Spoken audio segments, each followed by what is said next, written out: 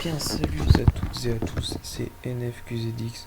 On se retrouve aujourd'hui pour le second épisode de l'aventure Black Ops sur PlayStation 3, je le rappelle, car il me semble que je n'avais pas précisé dans mon premier épisode, donc ça se déroule bien sur PlayStation 3. Alors aujourd'hui, format un petit peu spécial de vidéo avec une première, même pas une demi-partie sur WND en mode match par équipe, comme vous pouvez le voir à l'écran. Et en second temps, la partie qui suivra une partie entière sur Summit, toujours en matière par équipe. Pourquoi je vous propose aujourd'hui ce genre de format, si je puis dire, de vidéo, car c'est tout simplement que, comme vous pouvez le voir à l'écran en ce moment même, je jouais à l'USI, j'étais en train de jouer pour vous enregistrer un gameplay, on va dire, plaisant, regardez, un gameplay simple à l'USI, tout simplement. Et je suis tombé sur deux petits hackers, Prestige 15 comme je vous le montrais, voilà, Prestige 15, vous avez pu le voir, donc deux petits hackers âgés, comme d'habitude, d'une quinzaine d'années. Alors c'est le type de hack, vous savez, qui vous embête pas en soi quand vous jouez. Pas d'invisibilité, pas de god mode, pas de, je sais pas, de radar constant, toutes ces conneries là qui vous pourrissent les parties. Non, là c'est le genre de type qui ont tellement une vie minable en fait, qui ont tellement pas de niveau en fait, qui font des hacks prestige. Voilà, des hacks prestige, donc ils ont tout débloqué. Voilà, donc là la partie se termine, ils sont tous rage quit. Au passage, c'est le genre, oui, de hack où voilà, t'as tout débloqué, t'as plus rien à faire, tu joues comme ça. Donc les mecs ne connaissaient rien au jeu. Donc vous pouvez pas l'entendre, ni le son du jeu, ni leur voix, parce que j'avais un petit problème de son avec mon logiciel, mais à partir de l'épisode 3, ce problème sera résolu. Donc oui, ils étaient en train de parler, oh là là, t'as vu ce jeu, là là, il est toujours aussi beau, machin, machin. Mais les mecs ne connaissaient absolument rien au jeu, rien aux cartes, rien aux armes, rien du tout.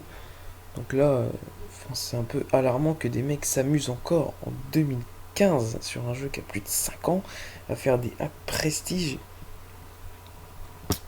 Enfin, ouais, moi je comprends pas. Les mecs ils ont acheté le jeu quand même. Ils ont acheté le jeu. Enfin, t'achètes un jeu pour hacker, c'est ce que je disais tout le temps avec un ami. T'achètes le jeu pour hacker et tu fous rien quoi. Tu ressens aucun plaisir. T'as pas, je sais pas, t'as pas le plaisir de te dire ah ouais, je suis prestige 15 et tout, enfin t'as pas de mérite. Bon, même si en réalité il n'y a pas de mérite, enfin il n'y a plus de mérite dans le sens où il y a tellement de hacks que tu distingues plus des vrais, les vrais ou les faux joueurs quoi, entre les prestiges max. Mais même enfin bon, personnellement, quand tu joues et t'es prestige 15, enfin voilà, tu connais rien au jeu et tout ça. Enfin bref, moi je comprends pas, donc c'est un type de hack que je voulais dénoncer entre guillemets, même si ça n'avancera rien et ça restera toujours possible malheureusement sur PS3, même sur Xbox, mais sur PS3 c'est plus fréquent.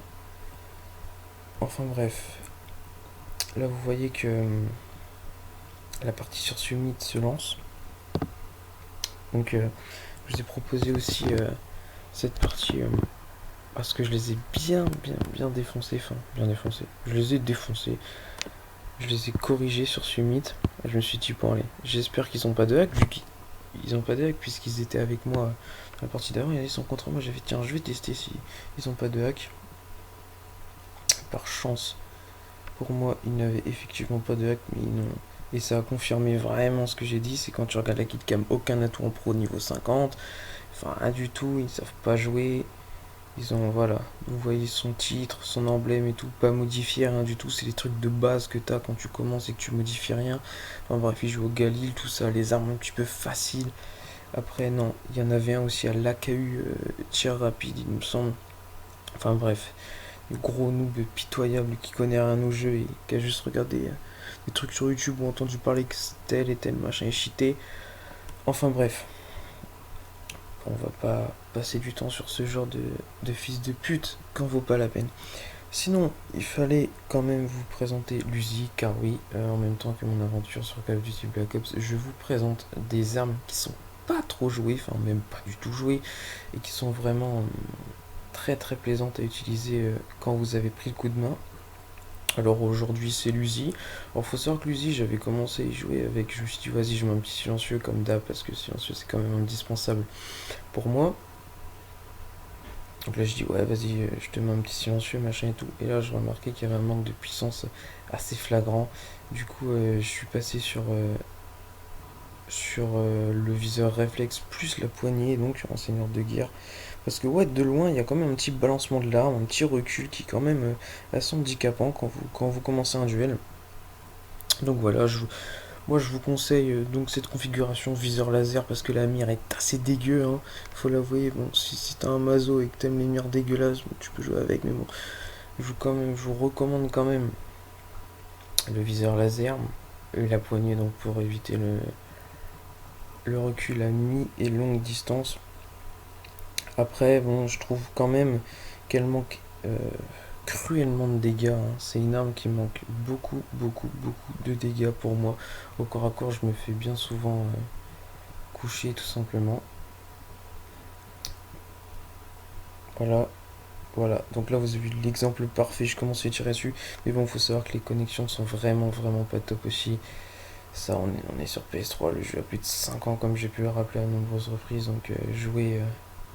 Enfin, voilà. Puis moi, ma connexion n'est pas top. Donc, j'ai souvent un peu le désavantage. Sinon, au niveau de ma classe, comme d'habitude, donc PR Pro pour appuyer ma description sur l'USI. PR Pro, bon, évident, hein, on est en manque. Enfin, on tombe vite à court de munitions. Si tu nous sors genre un poids plume, un placable, gilet pare-balles avec un Uzi, c'est vraiment pas, vraiment pas, vraiment pas idéal. Après, seigneur de guerre pour les deux accessoires. Bah, c'est pas pesant parce que je trouve que le rechargement est assez rapide sur cette arme et c'est d'ailleurs ce qui m'a plu, un gros point positif, rechargement de munitions assez rapide d'origine, vraiment vraiment vraiment très plaisant, gros point positif.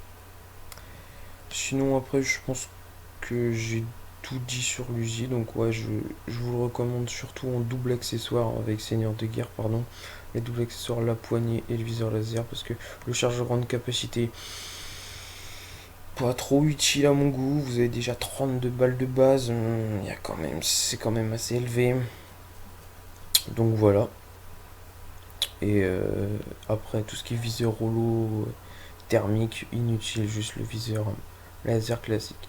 Sinon pour l'épisode 3 je vous ferai découvrir, je vous parlerai du Stroner, enfin je vous parlerai, je veux dire, de mon point de vue, du Stroner 63, arme très peu utilisée, fusil mitrailleur surpuissant, quand on sait bien le manier, bien entendu.